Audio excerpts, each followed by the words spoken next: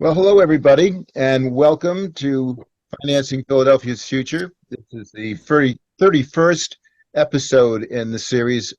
We are going to be talking with candidate for City Council at Large, Rue Landau, today. But before we do that, there's some housekeeping that we usually go through. And I want to say before we get started, so we don't forget, go Phillies. Let's get into the World Series. Without a doubt. And uh, for those of you who are new to the show, uh, we suggested you use the speaker view. And for those who want to participate, please put your questions in the chat. We have our chat moderator who will field those questions and feed them into the conversation. For people who wish to participate in the public banking forum and to be on the list of Philadelphia Public Banking Coalition, please put your information in the chat so that we can get a hold of you and have you in the loop. So thank you, Tim. Our guest today is Rue Landau. And Rue, I'm going to turn the mic over to you and let you introduce yourself. Oh, sure. That's great. First of all, thank you so much for having me. I'm super happy to be here. And thanks for everybody who's listening. I'm Rue Landau. Oh, there I am. It's easier now. I am a civil rights and housing lawyer. Started long before that as an activist for housing justice and fighting for healthcare for people with HIV and AIDS. But I ultimately went to law school and became a lawyer and worked at Community Legal Services representing low-income tenants for a decade. After that, I was appointed by Mayor Nutter and then Mayor Kenny to run the city's Human Relations Commission and the Fair Housing Commission, the city's civil rights and housing enforcement agencies, where I think I did great work. I can't wait to tell you all about it. And now I'm running for City Council at Large, and just 2 more weeks. And I think we might be on to victory. So that's me. I will be, if I win, I will be our first openly LGBTQ council person ever. And my wife and I live in Bella Vista and have a son who is a sophomore at Central. Well, Rue, that's all information that we want to talk to you about. And our focus is to view things through the lens of the public bank and specifically in Philadelphia, the Philadelphia Public Financial Authority. So I'll be asking you questions about those issues as well. But one of the major areas that we recognize as being in need of lots of help is in terms of housing, low-income housing, affordable housing, and all of the issues that are associated with housing. We're concerned about land trusts, and we're concerned about the homeless. And your background there and the combination of both the human relations and the affordable housing, fair housing aspects of the city really informed a binocular view of the housing issues. Maybe you can speak to that a little bit, and let's talk in terms of what could be done, to identify where the specific problems are in financing and access to money for mortgages and the building of low income housing, and ways in which the Philadelphia Public Financial Authority and ultimately the public bank can assist in the efforts that you would have as City Council. Well, you've already identified that we are in dire straits in Philadelphia. We need thousands and thousands of units of more affordable housing, and we are not meeting the demand at all. Even though we've had some success with a poverty rate inching down, and with people's household incomes going up the tiniest bit. One, there's a racial stratification there, that the income is not hitting our lowest income folks. And second of all, the inflation has completely offset any gains anybody had. So we are in dire straits here. There is not enough affordable housing. There hasn't been for years.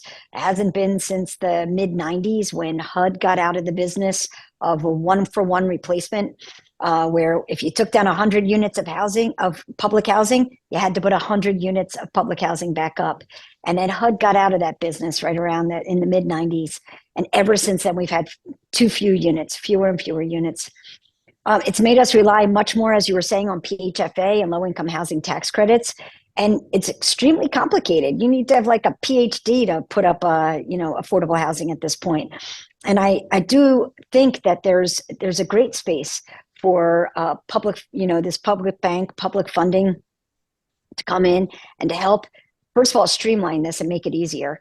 And second of all, to make just even the access to capital that much quicker and that much easier accessible.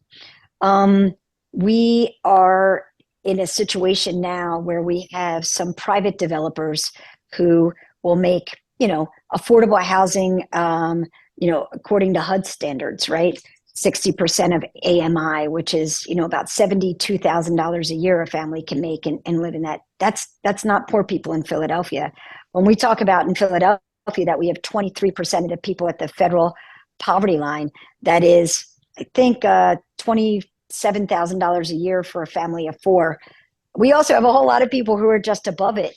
We're a place where you can't afford to rent something or buy anything if you're low income.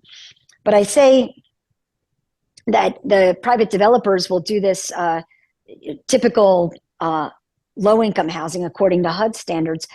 Some of them are taking care of that. We should let them do that part of the market. And in my opinion, I think the city really needs to focus on our lowest income housing, the place where nobody is really helping. We can get a few units here and a few units there, but we're not getting as much as we need. I would really love to see the city take care of the lowest income housing.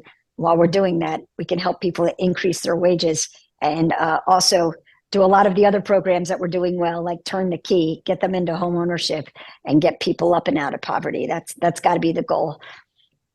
Well, that's a lot. And those we've been discussing and that we're really interested in. Let's look at a couple of them, sort of individually. We had a situation where folks who are in affordable housing were with subsidy, where the subsidies ran out and the covenant for the owners were expired, and so that they could take that property and rent it back out to the highest bidder without taking care of the people who are living there and making accommodations. What can be done, in your opinion, to alleviate that situation where people are left high and dry when there's a conversion? That's a huge problem. And it's not just a conversion, it's an expiring, it's their expiring contract. And so many of these entities got into these at about the same time, right? People were working on a bill. There was a bill and it didn't go as far as it should. And I'm going to see if I can blow the dust off of it. It was pre-pandemic to see what we can do to help a little bit more. There's no doubt this kind of housing, HUD mandates that you give a certain amount of notice to the folks when the place is expiring. And I know that we've had some tweaks to that, but in my opinion, that's not enough. And again, there's a whole bunch of different kind of housing, right? You've got Section 8 HUD housing, you've got Section 8 project-based, you've got Section 8 voucher housing. The expiration consequences are different depending on what the building is. But the biggest problem is that they have so many people got into these contracts at the same time. And we are sitting on watching a lot of expirations that are about to happen right now. And there has to be a pretty strong response to that. I wanted to say that, go ahead, I'm sorry. We were caught flat-footed. The city was flat-footed in West Philadelphia, and what can be done in anticipation of these contracts expiring, so that there's a transition and there's a plan for where these people can live. I mean, to me, some of the shocking things about the city all the time is that we know we have all the information we need. We just don't do what we need to do with it. We know all of these places and we know where the contracts are going to expire. And you're absolutely right. We've got to do the outreach. We've got to be talking to the owners, seeing if we can find other entities that are willing to jump in, to run it again as low income housing. We've got to be in conversation with HUD. We've got to give an opportunity to the tenants to see what the tenants want to do. Some of these folks have been family basically for like 30 years.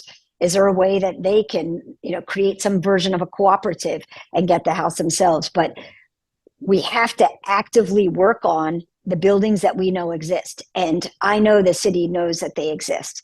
So it's just affirmative work versus saying, oh no, here comes another one. When we were working on this bill, I met, I got pulled in at the very last second and met one of the developers who does this work.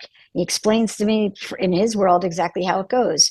You go to a community where you can buy a building for cheap. You get into a contract with HUD where they're paying you for the first few years what is a lot of money for what the place is. And then each year that goes by, there's a diminishing return. To some point, you're actually losing a little money on the place, but you did it because you know what you want to do in the end. After the 20 or the 30 years, they're expecting to sell it. And that's why they got in. And a lot of them are not interested in anything else. So I definitely want to work. I think we can work well with HUD on this level. Can HUD add more money in? Can they create another 20-year contract? Is there another entity, especially a nonprofit, that's willing to do it? And again, let's talk to the tenants and see what the tenants want to do, because sometimes they might be able to get together, maybe with regional housing legal services and come up with a really interesting and creative answer to this. We'd like to find ways to have a better exit strategy than the one that is disrupting people's lives right now. You had mentioned cooperatives are one of the particular areas of development that have been mentioned in the ordinance to establish the Public Financial Authority. And we have been looking at it also in terms of land trusts. There is some activity with land trusts, but it's a little bit anemic compared to what we have been talking about, and we think is the potential that can be realized in Philadelphia. What's your feeling about land trusts and working land trusts with cooperatives, both for housing and for commercial? I will admit I'm not an expert on this yet, but I have definitely been speaking to some subject matter experts about it. It sounds like a great idea and a great way in which we can have folks own properties at a reasonable price and keep the land preserved for the trust. And I think that's a great idea. What I can say is what has happened since the mid-90s till now is absolutely not working for us. And I'm open to any idea that could work going forward. And especially, I've been working with different communities throughout the city where we talk about they've kind of created their own community on some level and would like to stay together. And I do love the concept of being able to keep folks together, which doesn't re-traumatize them. Some of the folks who have substance abuse, or have other traumas, we really want to keep their lives as stable as possible. And I think land trusts and cooperatives might be the way to go with some of this. I'd love to hear more from you guys, and my door is always open. Really, I'm like, if anything, I'm just a sponge. I just want to hear more and more and more. So any idea is a good idea as far as I'm concerned. At least to listen to, at least to hear it. I can't promise I'm going to implement it. We'll be talking to you, as we go forward. As we're talking to you now, always friendly, always trying to be helpful. The communities that you're talking about have a lot of fear of gentrification. So when there's a movement or some action that will improve the quality of life in a neighborhood, a lot of people who have been in that neighborhood and have formed bonds for their extended families and their neighbors and friends feel anxiety. Mhm. There is going to be a disruption and that other folks are going to come in and take over the property, change the character of the neighborhood, and throw them out.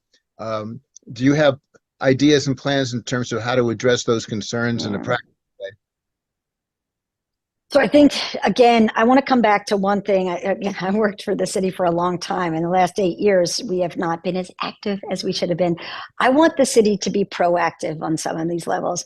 So one thing that you're talking about is also, we have a problem that people don't know even the value of their houses in so many neighborhoods. The neighborhood starts changing. There might be some people who want to sell and other people who don't, but they don't even really know the value of their houses. So the We Buy Houses type people come in, offer them $20,000, $30,000 in cash. They grab it. And the next thing they find out later that their house was worth 70, 80, 90, $100,000. That's just stealing wealth from communities again. And that's just outrageous. So I did work on the, what do we call it, wholesale realtors bill to make sure that people can put themselves on a no-call list. But I actually also talked about doing outreach to them to let them know what at least OPA says their value is and let people know that they can have an informed decision there. I also know that our city's tax programs, Loop, senior tax freeze, whatever, they all work for homeowners, but they don't work in one scenario to help people stay in their communities when change happens and prices start going up. They don't help low-income tenants who've been there for a long time, but who don't own the house. And I want to expand our Loop program to also include homeowners who are renting to people, probably of a certain income, and that they can stay. Because what happens now is if I'm in a changing neighborhood, I could probably get the Loop program and my taxes stay level. And but if I have the house next door and I'm renting to Ms. Jones, who's been there forever, my taxes are going to go through the roof. If I can't handle the change and can't handle it financially, they're going to pass that's what they do now. They pass the increase on to Ms. Jones, and Ms. Jones has to leave. And I don't want that to happen. So that's a simple one that I can tell you. I'm looking into other things as well, how to really make sure that we are maintaining the fabric of the neighborhood. And this is about safety. This is about neighborhood growth. This is about community. This is about everybody being able to thrive where they are. This should not happen. As someone who represented public housing tenants for so many years, PHA would come in. People have been living in very poor conditions, deplorable conditions for years, as PHA never made repairs and they moved people out and whatnot. This is back when I was there, 1998 to 2008 in CLS. And then all of a sudden they come in with all this federal money and they're like, oh, sorry, now we're going to knock the building down. 1/3 of you guys can stay. The other 2/3 we're sending out to the rest of to all over the city. And the biggest problem was that these are folks who had lived there for so long and also had to live in not so nice conditions. And they should be able to live in the conditions when first of all, we should never let that happen again. But second of all, when we make the place nicer, everybody should be able to stay. So I want to give everybody these opportunities. And again, all love your ideas. I think I see the chat moving, but I can't see it from my phone right now. So if you can help me. There are some questions coming in the chat, and I thought they were helpful hints too. I'll take the helpful hints. maybe those too. But I can't actually see them. Okay.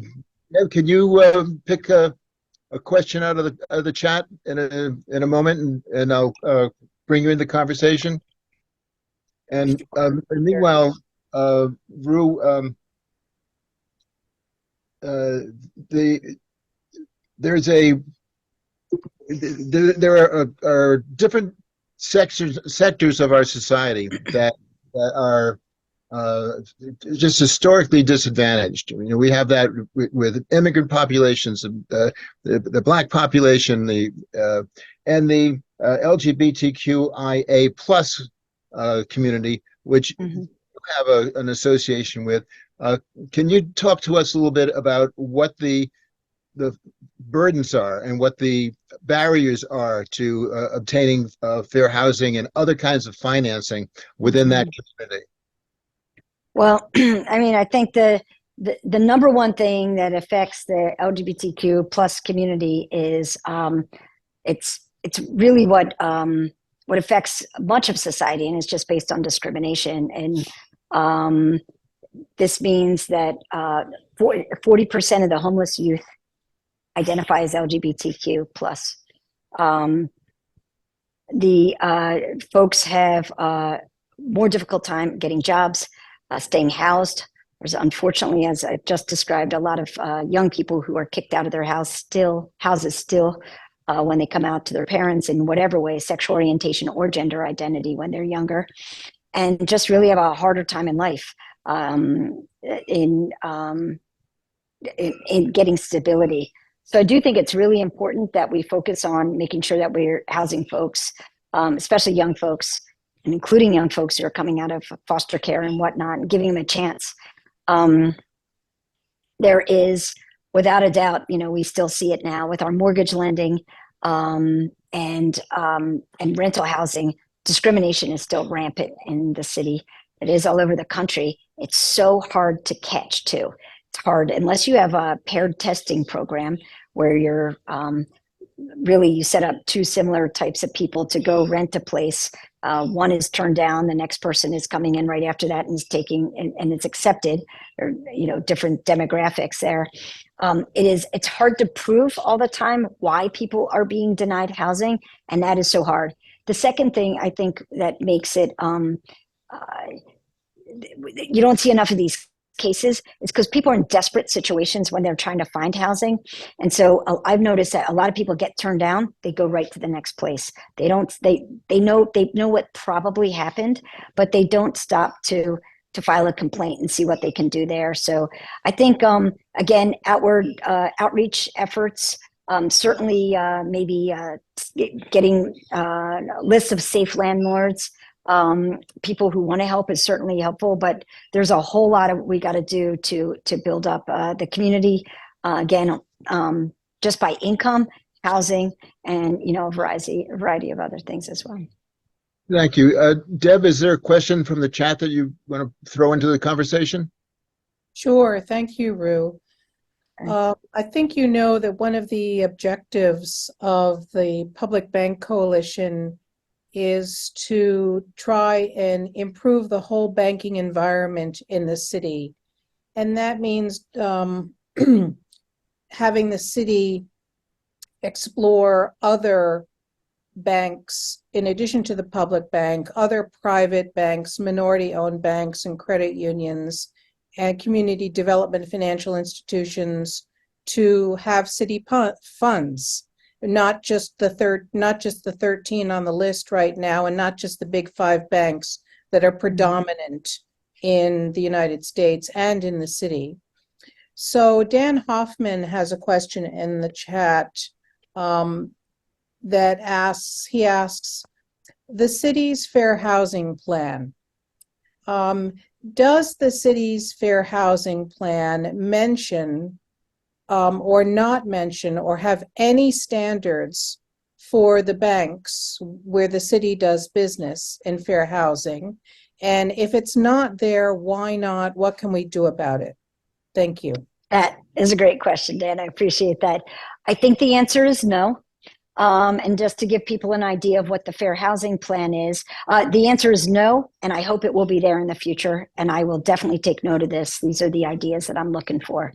The City of Philadelphia, state and local entities that take fair housing cases, meaning housing discrimination cases, have always had to put out, for years and years and years, a plan of affirmatively furthering fair housing that talked about the barriers to getting people into housing, including, obviously discrimination, and what are the barriers, how many cases are coming through, and that's it. And people just used to write this thing, submit it.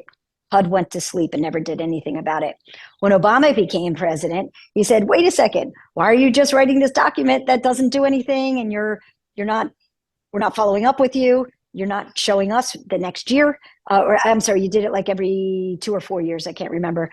Why are we not following up on this and see what happens? So Obama has a new plan, and it was great. It was detailed. You had to explain, dig super, super deep into all of your numbers, figure out like where disparities were happening, where discrimination was happening. It was great. And Philly rolled up its sleeves and really went for it and wrote a great plan. And we were the first cohort of cities to do it. And then Obama was no longer president and it got scrapped. So we in Philly decided we're gonna follow our plan anyway. And my understanding is under Ann Fedulin and the Housing and Community Development, they have been following the plan. Well, yeah, go ahead. The new regulations, first time in 28 years for the Community Reinvestment Act, were released today. And so, maybe hope is on the way, maybe not. It's 1,500 pages to go through to find out what it actually means. But the city only reports on what the plans are for the city depository institutions for their fair housing and fair lending practices, and it doesn't really police it or keep track or score. Do you think that we can improve that? Oh, without a doubt. I mean, why not, right? We clearly have taken measures over the past, 20 years to try to start tackling discriminatory lending, discriminatory fair housing in even different ways. And we're not getting fully to the root of it. We sued Wells Fargo.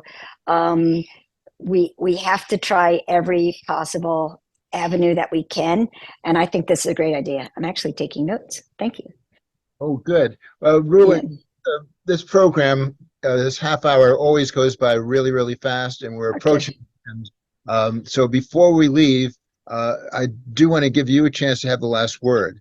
So is there something that you might want to say in terms of public banking, the financial authority, some of the things that you think that can be done when you're in office? Yeah, I think right now what I would say, I feel like we're at an urgent time. We're kind of really at a crossroads in Philadelphia, and we have to have all hands on deck to make the change that we want to see in Philly. Keeping Philly's money closer, where we're actually able to utilize the interest and lend much more easier to places that need the lending is definitely the way to go. And, I know that all the big banks often come back and will do the right thing and make a nice package, but I'm very interested in these aspects of alternatives in all sorts of ways because, there's so many people on the ground who never reap the benefits of the relationships that currently exist. So again, I'm all ears. Would love to hear all your ideas. Well, Rue, thank you so much for taking time to talk with us today. And we look forward to continuing the conversation and extending it in the future. The next time that we have a Financing Philadelphia's Future will be on the other side of the election. And we'll have a different kind of conversation then. So thank you again. And thank you so much for having me. I appreciate you. Thanks, everybody, for taking time today to join the conversation. And we'll see you next time. Take care. Bye-bye. Bye-bye.